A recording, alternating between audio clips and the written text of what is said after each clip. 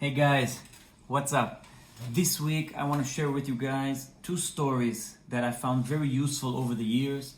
They were useful for me as a student when I heard them, and I find myself sharing them over and over. And both of these stories or ideas, they have to do with losing motivation or maintaining motivation, because part of our job also as a teacher is to help our students get over those hard times. It doesn't matter how good we are as teachers. Students, they go through waves. Everybody starts motivated, but everybody lose motivation along the way, then finds motivation again. It's just part of the dynamics of life. And if we have the right story, sometimes it could really help when we share our own experience. So I hope you find them useful. Maybe you are in a place right now that they're going to motivate you, and maybe you're going to use them a few years down the road with your students. Of course, I did not invent these stories. I hope you understand by now that nothing in this course was invented by me. We don't invent anything in life. We hear stuff, we read stuff, we study stuff, we mix it up together, we make it our own, and wherever possible I will try to give credit to the source, at least the source that I heard it from, because probably he also heard it from somebody. And I hope that you make them yours, and one day you tell this story and you say, well, I heard it, but now it's your story. And the way we make things our own is by using them, tweaking them, changing them, and then they become our own. And that's actually what artists do. So the first story we heard from Mestre Ombrinho the first story we heard from Mestre Ombrinho, from a student of Mestre No that teaches in New York, one of the first non-Brazilian masters that was formed. Really cool guy. And it stuck with us and we adopted it. We tell it every instructor course. It's the story of the three pillars. And the idea is that to have a stable foundation in capoeira, a capoeirista need to have three strong pillars. And I want you to imagine these old Greek buildings, these old Greek fortresses. They have these nice pillars of stone. So the first pillar of the capoeirista that Mestre Ombrinho said, and I find it very true, the first pillar is to have a good school. And I'm not talking about the school where you teach, I'm talking about the school where you learn capoeira. A teacher and a group of people that you trust, that you feel comfortable with, and people that can challenge you and take you in the right direction. Now, I'm not saying that it has to be only nice people, and I'm not saying that you only have to have a teacher that is great all the time to you. No. Hey, what's up?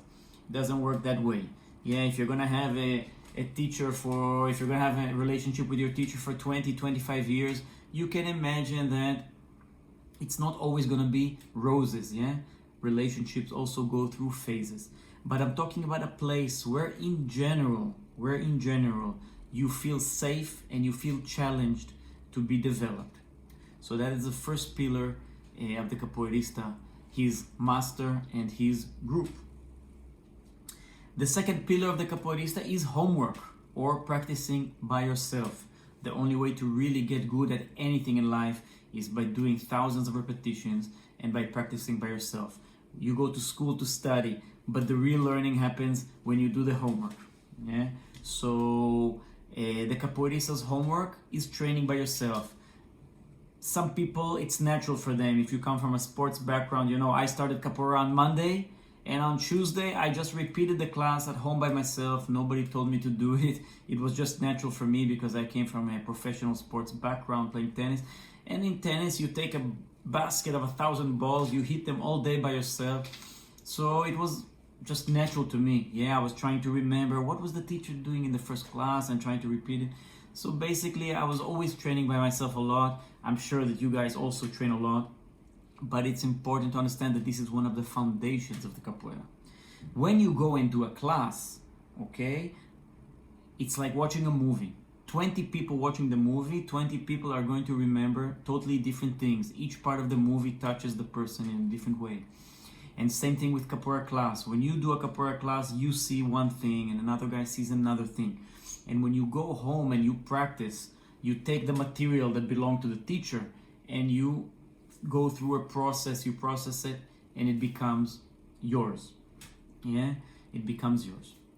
And the third pillar of the capoeirista, according to Mestre Ombril, and again, I really think this is true over the years, is going out into the real world, or in capoeira terminology, traveling and playing capoeira outside of your school, going to national events, international events, Brazil, playing in street rodas, and really enriching your bagagem, how they say in Portuguese, yeah, your experience. Now, I don't think this should be done straight away. I think this is the third pillar. It's number 3 for a reason. This is later on as the capoeirista becomes a little bit more advanced, but nevertheless, it is a very important pillar. When you go out into the real world, you check your capoeira and you see, wow, this works, this is okay, this doesn't work so much.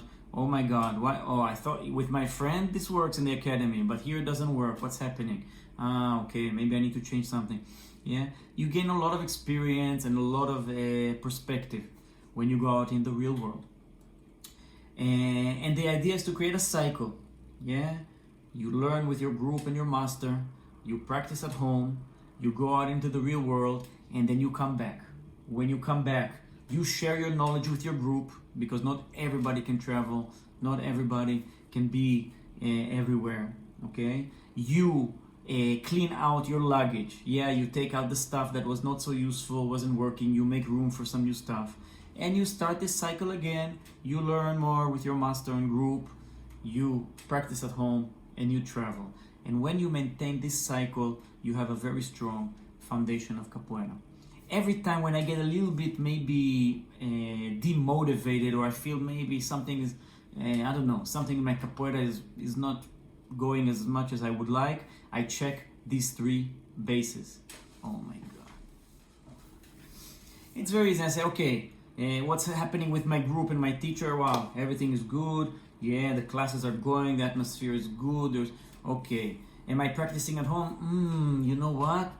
I haven't been practicing at home for the last few months. Okay, so something with this foundation is a little bit unstable. Now I'm gonna practice by myself, put a chair, watch some videos, copy somebody that inspires me. Boom, suddenly I'm motivated again. Or, yeah, I'm training a lot, but I still don't feel so good. Wow, I haven't been to Brazil in 5 years. You know what?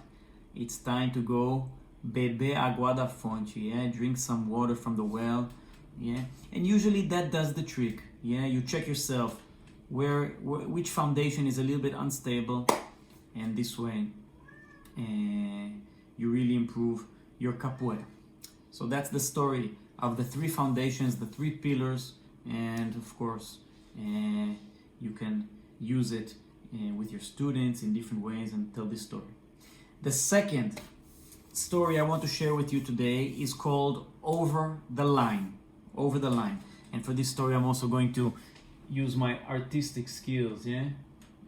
And this is a really nice story. This one I learned from somebody outside of capoeira world, and I adapted it, but I think it fits perfectly. And basically what it says is, every time we start a new activity, let's say when I came to capoeira for the first day, immediately a line appeared. And on one side of the line, it's always easier to quit. And on the other side of the line, it's always easier to stay. So of course, on your first day of capoeira, it's not so hard to quit, yeah? It's enough that the teacher is late for 10-15 minutes. Maybe he says something not so nice to you. Maybe you just didn't like the smell in the bathroom, like, you know what? I'm out the door. But today, for example, where do you think we are? Yeah, we are here teaching capoeira. We are, of course, way over the line. We're not here. We are here, way over the line. I mean, let's be serious. If tomorrow my teacher calls me and says, hey, Cueca, you know what? This capoeira thing, I don't like it anymore. Now I'm going to do judo. Let's go to judo. I'm like, you know what? Good luck with your judo thing, but I'm fine here with capoeira, yeah? Because today, after 25 years, I am way over the line. It's a lot easier for me to stay into capoeira today. I'm totally invested into it with my character, with my life. than it is to quit. But let's go back to the beginner. So the beginner is way over here in the beginning of the process, and it's a very fragile process. It doesn't take too much for him to quit. So now the job of the teacher is to start slowly pushing this guy towards the line. Our first goal is to make the student just pass the line a little bit. He's not totally 100% safe yet, but he's at a place where at least if one day I don't say his name, or if one day he didn't play so good in the Hoda, he's not going to quit. We call it over the line. Your first job is to take as many students as you can over the line, and there's many ways to do this. There are some external things. Remember we talked about different kinds of authority. So there was this a reward authority. There is belts and diplomas and medals and different kind of external things that you can do to push the student over the line, and they're all great, they're all working. But there's also, remember, in the types of authority, there was also personal connection, personal relationship, that also pushes the student over the line. When you create a personal relationship, you know him, you know his family, you know where he lives, he comes to your house. There is already a relationship here that makes all this stuff harder to quit. What else can help the person go over the line? There's many things. You need to sit and make a long list. There's a lot of things. Of course, success, any small success helps the person cross the line. If last week he could do 10 push-ups and now he can do 15 push-ups, okay, this stuff is working. He's probably not gonna quit, And of course, there's things that take us in the opposite direction, like injuries, like different kinds of disappointments, like bad atmosphere and bad vibes. So it's always this game of pushing the person over the line. But even once he's over the line, our job is not finished. How long does it take to take a student over the line? Of course, it depends. We know already that everything in capoeira, it depends. But I don't know, 2 years, 3 years, a year and a half, the person is already right here over the line. He is a little bit stable.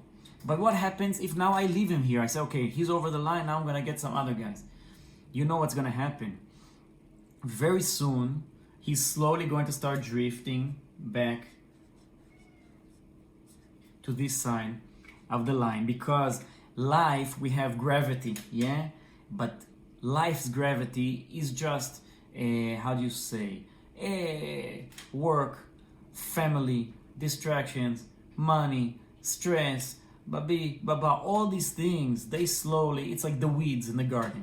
You have a beautiful garden, you worked really hard to clean this garden, make it beautiful, but what happens if you leave it alone for 2 months? The weeds start coming in. So we have to be also very aware that even though the person is a advanced student, maybe he's even teaching already, so he's over the line, maybe he doesn't need our attention on a daily basis, but he still needs our attention, and he still needs to keep constantly getting pushed over the line until he is way over here, when he is totally like us in the same place. But here is something to think about. Where are you in this process? Are you over the line? Maybe you're over the line as a student, but are you over the line as a teacher? How much over the line are you? Because eventually we also have to take responsibility for ourselves. It's nice that my teacher brought me to a certain place, but eventually it's my responsibility to keep pushing myself, also pushing myself over the line, Personal development, training, building my belief. Wow, I can do this, I want this, I understand why I want it, this is a good thing. This is our responsibility, If you open a group tomorrow and nobody walks in the door, what's gonna happen? If you teach for 2-3 years and you only have 10 students, what's gonna happen? So these are things that also are connected to this lesson of over the line. So we're gonna have a bigger conversation on the Facebook group. We're gonna give some ideas. We're gonna have a discussion on this. I want you to think a little bit about the 3 pillars and over the line and tell me if you like the story.